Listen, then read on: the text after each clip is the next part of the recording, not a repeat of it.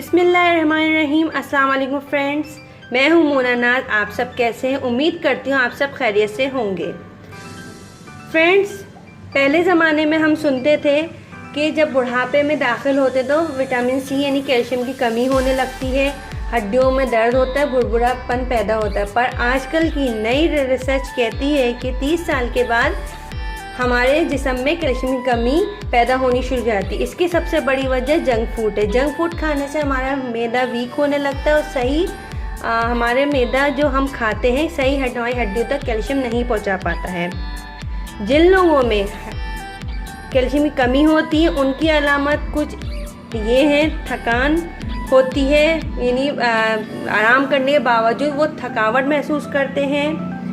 चिड़चिड़ापन होता है, हड्डियों में दर्द होता है, नज़र की कमज़ोरी हो जाती है, बाल उनके सही ग्रोथ नहीं कर पाते हैं, लंबे नहीं होते हैं। अच्छा जो वॉल्यूम होता है बालों में, जब कैल्शियम की कमी पैदा होने लगती है तो उनके बाल झड़ने लगते हैं, बेरौनक हो जाते हैं, सफ़ेद होने लगते हैं।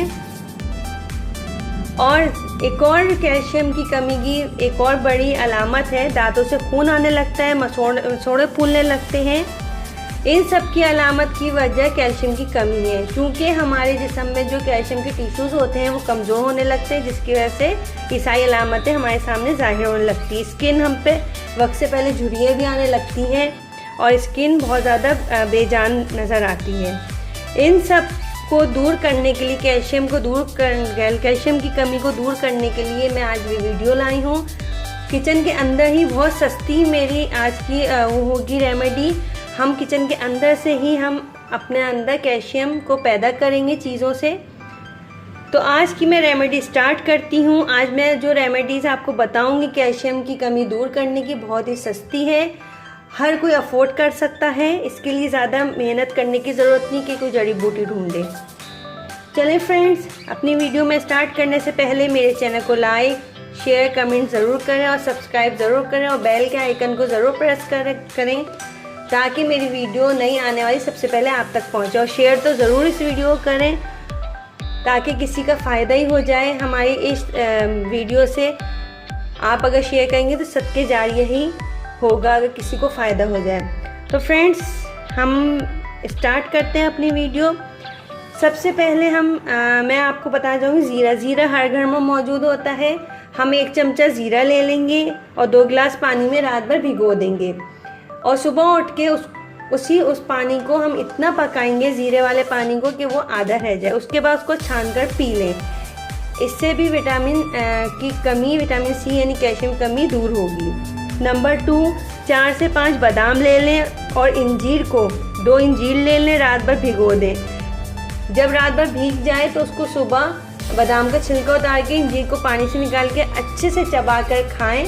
इससे भी विटामिन